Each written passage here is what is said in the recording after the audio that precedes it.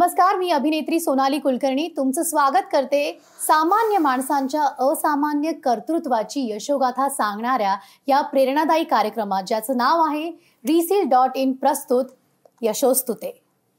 मंडळी, असं म्हणतात की माणूस आयुष्यभर शिकत असतो, शेवटपर्यंत विद्यार्थी असतो आणि काही ना काही आयुष्यभर शिकत राहतो, अनुभव नवनवीन घेत राहतो.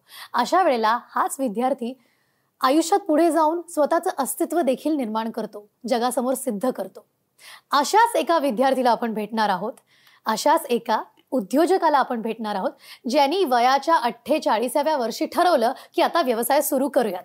सालेवडगाव, जिल्हा बीड इथून आलेले उल्का प्रोजेक्ट्स प्रायव्हेट लिमिटेडचे संचालक सुभाष तहातोंडे आणि त्यांच्याबरोबर आले आहेत उल्का प्रोजेक्ट्स प्रायव्हेट लिमिटेडच्या फायनान्स मिनिस्टर आणि घरातल्या होम मिनिस्टर म्हणजेच सौ रेखाताई सुभाष तहातोंडे. तुमचं दोघांचं मनापासून स्वागत आहे.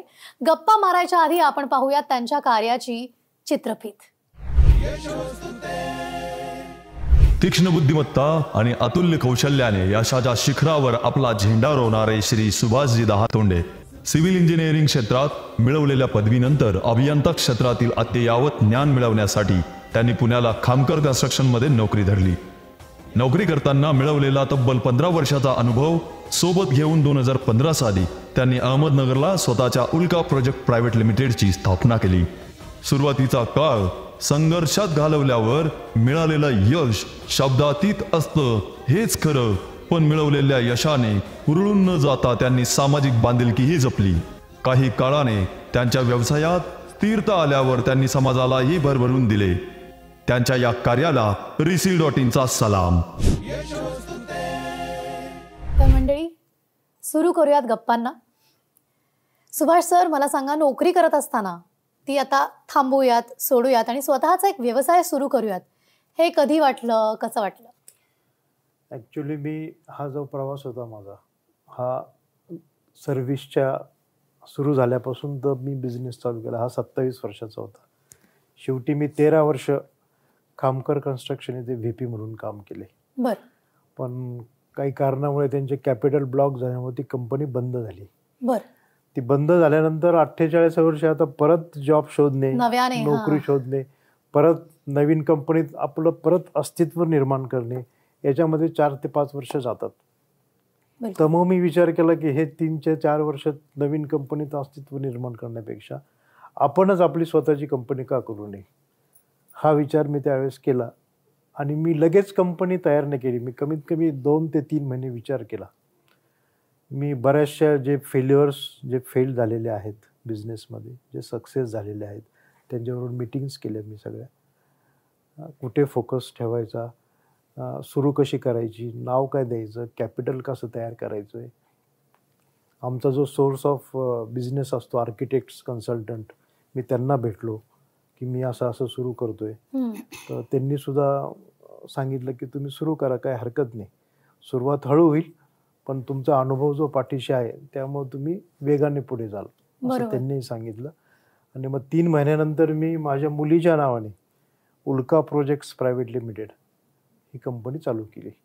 मुलीचं नाव देण्यामागे एकच उद्देश होता की ती प्रेरणा वेगळी असते, की कोणी असं म्हणू नये की नाही उल्काने हे काम केलं नाही किंवा उल्का प्रोजेक्टनी काम खराब केलं. आपल्या मुलीचं नाव कुठल्याही पद्धतीने कमी पडू नये कुठल्याही क्षेत्रात, हे एक मला असं वाटतं सगळ्यात मोठा हा ध्येय असतो. जर का जेव्हा आपण आपल्या मुलांचं नाव देतो तेव्हा ते पर्सनल होऊन जातं. बरोबर. ती एक माझी 3री मुलगी म्हणून मी सांभाळली. अरे वा. आणि कंपनी फॉर्म करत असताना नोकरी सोडून मोठं पाऊल उचलणं खरं तर धाडसाचं असतं. अशा वेळेला रेखाताईंची काय प्रतिक्रिया होती? तिची प्रतिक्रिया होती की तुम्ही दुसऱ्यासाठी जे काम केले 27 वर्ष, ते तुम्ही स्वतःसाठी करून बघा, तुम्ही त्यात नक्की यश मिळवाल. तुम्हाला विश्वास होता? तुमच्या पाठीशी आहे. अगदीच होता.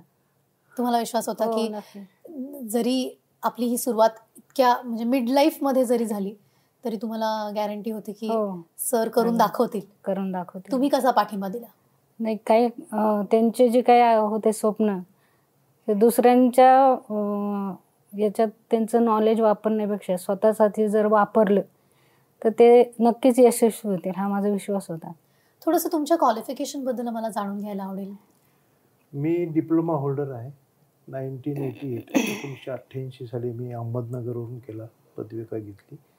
आणि मी 1992 ते 2015 ही जी 23 वर्ष आहेत त्यामध्ये फक्त मी 2च कंपनीत काम केलं. एक देवी कन्स्ट्रक्शन कंपनी आणि दुसरी खामकर कन्स्ट्रक्शन प्रायव्हेट लिमिटेड. आणि या 2 कंपन्यांमधनं 27-23 वर्षांचा जो अनुभव आहे तो पूर्ण अनुभव तुम्ही तुमच्या उल्कामध्ये उपयोगी आणला मी. आणि ताईंचं माझं इलेक्ट्रॉनिक्सचा डिप्लोमा झालेला आहे. बरं.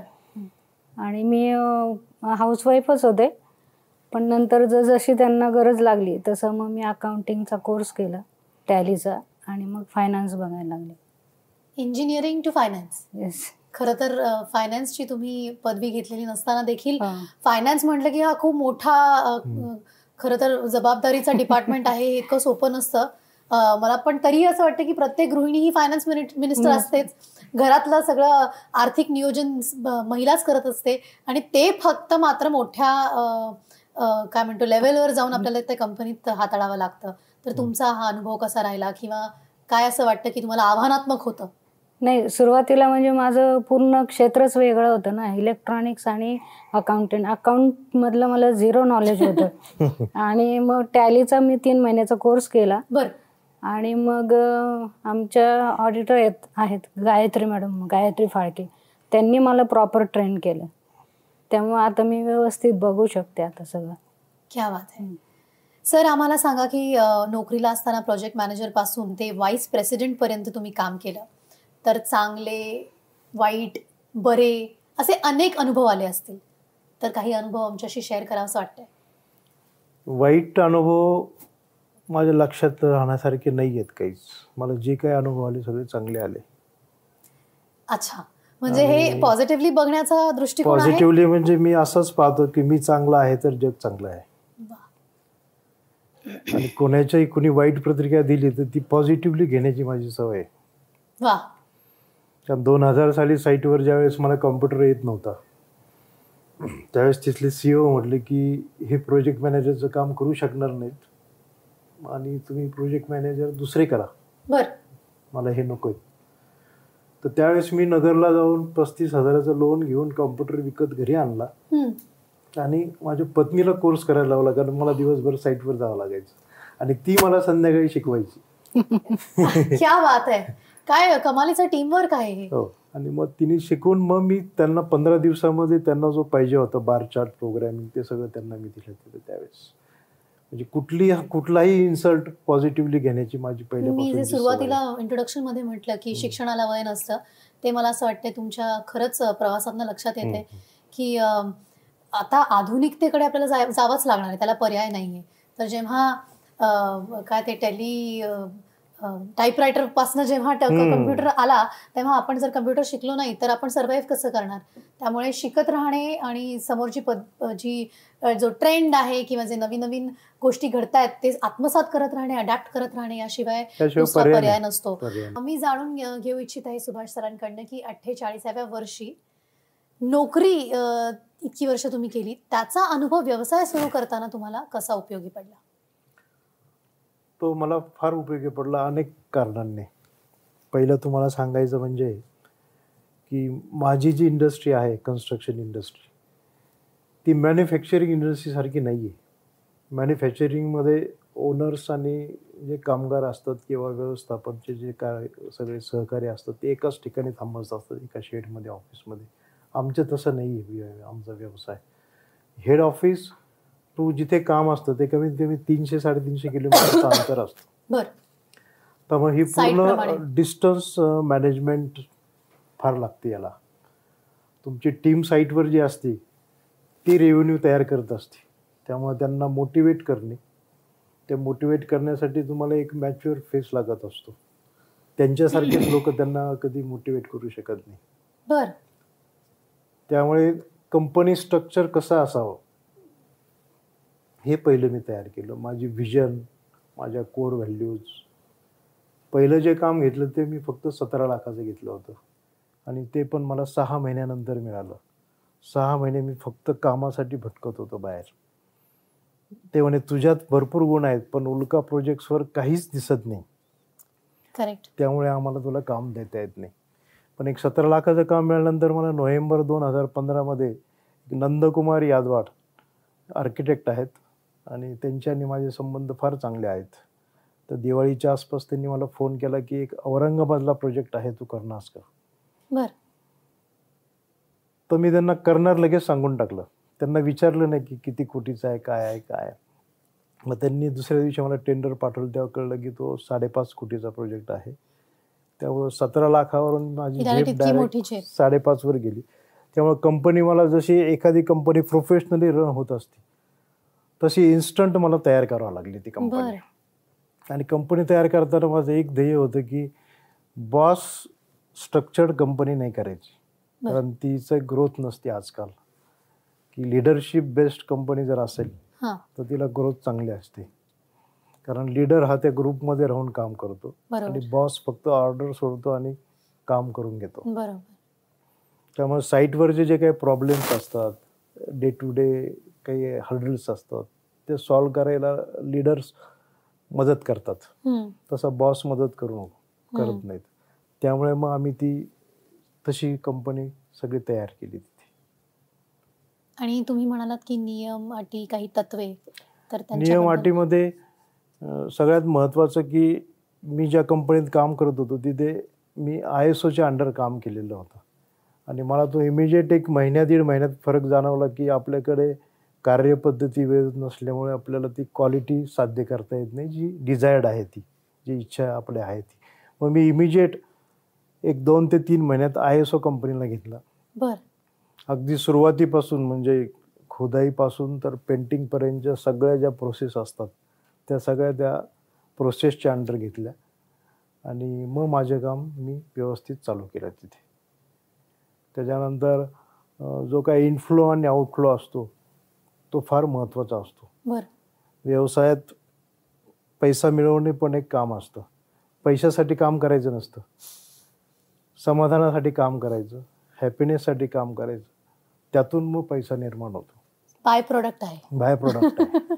व्यवसायामध्ये पैसा हा बाय प्रोडक्ट आहे. समाधान आणि आनंद हा तुमचा ध्येय असेल तर पैसा हा येईलच. त्यामुळे कुठलंही काम खराब झालं तर मला न सांगता माझे आजचे सहकारी ते तोडून टाकतात आणि परत रिकास्ट करतात. बर, कारण माझ्याकडे 0 रिजेक्शन आहे. म्हणजे आम्ही कुठलंच रिजेक्शन साईटवर ठेवत नाही, हा पहिल्यापासून माझा नियम आहे. आणि तीच सगळं तो फिल्टर डाऊन सगळी ती क्वालिटी खालपर्यंत झालेली आहे माझ्याकडे. क्या बात आहे.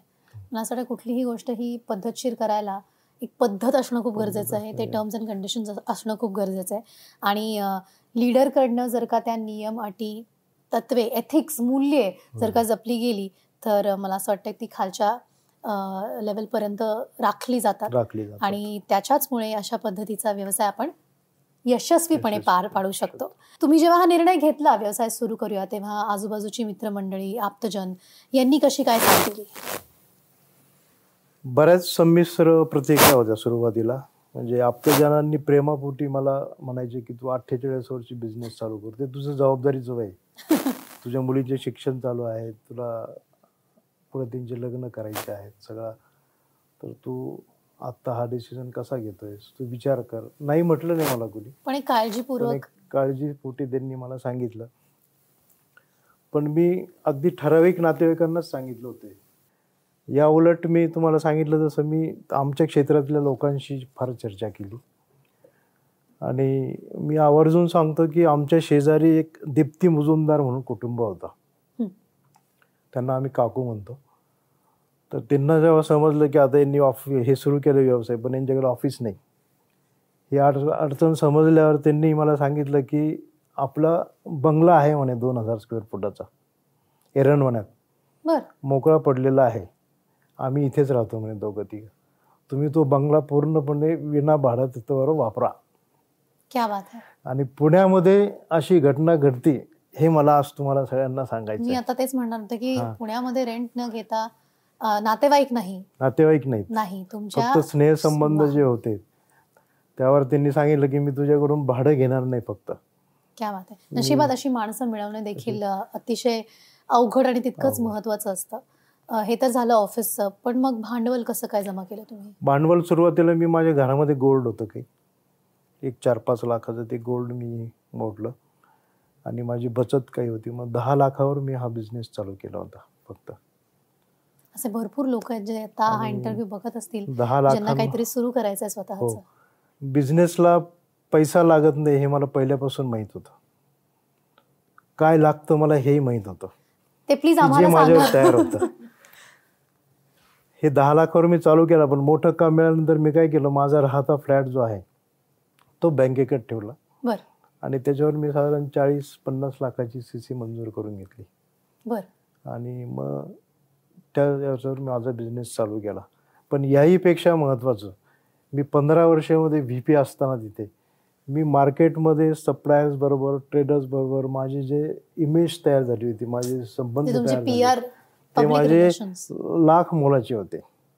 तिथे मला जी क्रेडिटेबिलिटी मिळाली, त्यामुळे मी याच्यानंतर जे 15 कोटीचं काम घेतलं ते सुद्धा मी ह्या 40-50 लाखाच्या CC वरच पूर्ण करू शकलो. म्हणजे थोडक्यात इन्व्हेस्टमेंट ही पैशांमध्ये नसते, ही माणसांमध्ये असते, ही रिलेशनमध्ये असते की तुम्ही भूतकाळामध्ये काय रिलेशन्स तयार केलेले आहेत. बरोबर.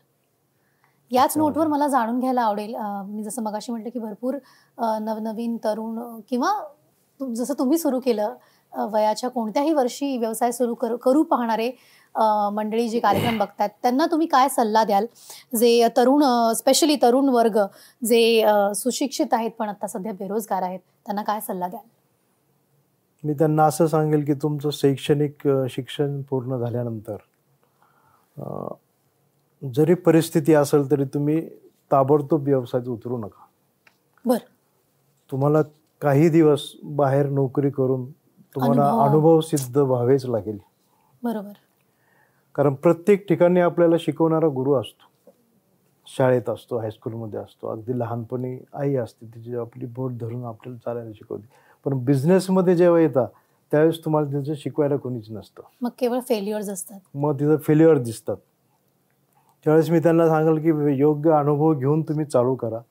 आजकाल बरेच बिझनेस कोच पण तयार झालेले आहेत, मीही तो कोर्स केलेला आहे. बर. मनीष गुप्तांचा.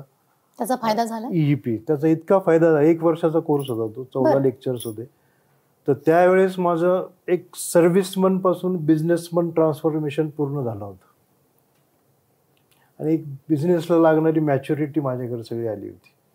त्यामुळे माझ्या तरुण वर्गाला हेच सांगणं आहे की योग्य अनुभव घेऊन योग्य वेळेस बिझनेस चालू करा, सर्व्हिस करा, पण कष्टाशिवाय पर्याय नाही. काही शॉर्टकट्स माझ्या नाही. ऑफिसमध्ये मी शंतनुराव किर्लोस्करांचं एक पत्र लावून ठेवलेलं आहे. बर. ते मी कायम बघतो जाता येता गेलं की. पहिलं देवाला नमस्कार करतो, मग ते पत्र मला दिसतं तिथे. 1978 साली त्यांनी व्यावसायिकांना लिहून ठेवलेले पत्र आहे. त्याच्यामध्ये ते म्हणतात की उद्योग आणि व्यवसाय हे चढाओढीचे क्षेत्र आहेत आणि इथे जर तुम्हाला यश संपादन करायचं असेल तर तुम्हाला तुमची लायकी सिद्ध करावी लागते. एवढं स्पष्ट त्यांनी त्याच्यामध्ये म्हटलंय. अगदी खरं. आणि यशाचा मार्ग जो आहे याच्यामध्ये कुठेही पळवाट किंवा आडमार्ग नसतो. यासाठी तुम्हाला कष्टाशिवाय पर्याय नाही, तोच एक राजमार्ग आहे. खरंय. तर मी त्यांना तेच सांगू इच्छितो की त्यांनी याच मार्गाने जावे, कुठल्याही आडमार्गाने किंवा पळवाटा शोधू नयेत. आणि कारण नसताना मला हे सांगायचं की राजकारणाकडे जाऊन एक कार्यकर्ता बनून आपलं जे आयुष्य आहे ते उपेक्षित ठेवू नये. त्यांनी तो वेळ सगळा त्यांनी स्वतःचं करिअर घडवण्यात घालवावं. मला असेच म्हणायचं की समाजकारण करण्यासाठी राजकारणात शिरायची गरज नाही तुम्ही, किंवा बदल घडवण्यासाठी राजकारणात जायची गरज नाही. तुमच्या क्षेत्रात देखील तुम्ही यश संपादन करून हवे ते बदल घडवण्याचा प्रयत्न करू शकता. आणि सगळ्यात महत्त्वाचं म्हणजे शॉर्टकट्स नाही आहेत. तरुण पिढीला हे अत्यंत महत्त्वाचं सांगणं आहे सुभाष सरांचं. जाता जाता शेवटचा प्रश्न मला विचारायचा आहे. तुम्ही मगाशी म्हणालात की सर्व्हिसमॅन टू बिझनेसमॅन हा प्रवास तुम्ही गाठला, तर या दोन्हीमध्ये आलेले वेगवेगळे अनुभव कसे? मी नोकरी जी केली खामकर कन्स्ट्रक्शनमध्ये ती VP म्हणून केली मी आणि मला तिथं सगळे पॉवर्स होते. त्यांचा विश्वास आणि मी करत असलेला प्रामाणिकपणाने काम, यामुळे तिथेही मी सर्व्हिस करतो असं मला कधीही वाटलं नाही. पण ज्यावेळेस मी व्यवसाय सुरू केला त्यावेळेसची जबाबदारी वेगळ्या होत्या माझ्या, की कॅश फ्लो मेंटेन करणे, नवीन काम पाहणे, ग्रोथ करणे, एक स्ट्रक्चर व्यवस्थित तयार करणे, प्रोजेक्ट कोऑर्डिनेटर्स, डायरेक्टर्स, खाली प्रोजेक्ट डायरेक्टर्स तयार करणे, नवीन नवीन क्लायंटला जाऊन भेटणे.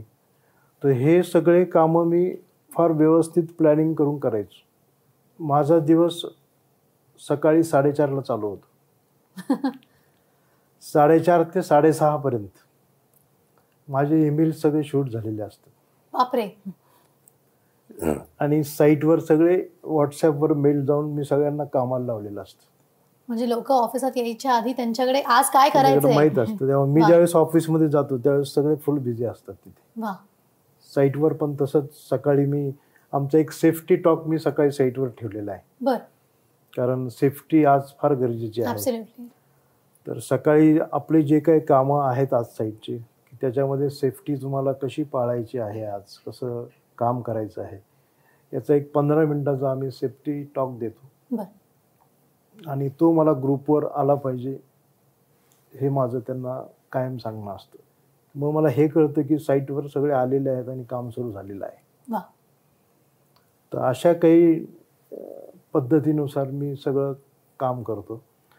त्यामुळे मला अशी अडचण किंवा चॅलेंजेस आले मला, पण मी सुरुवातीच्या काळात एवढे चॅलेंजेस फेस केले होते. बरोबर.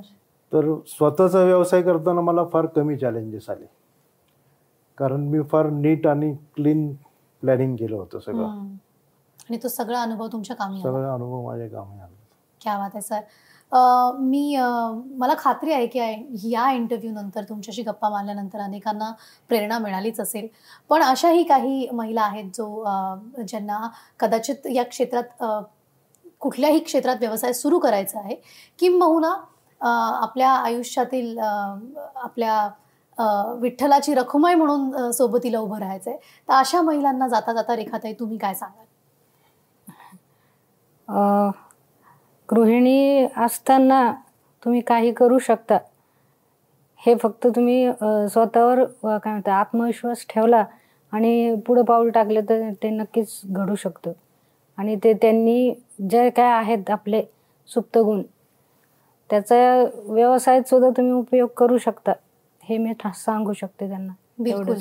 तुमचे सुप्त गुण हे ओळखा, आणि ते ओळखण्यासाठी कुठलंही वय नसतं, आणि ते पुढे आणण्यासाठी आणि वेगवेगळ्या क्षेत्रात काम करण्यासाठी देखील कोणतंही वय नसतं.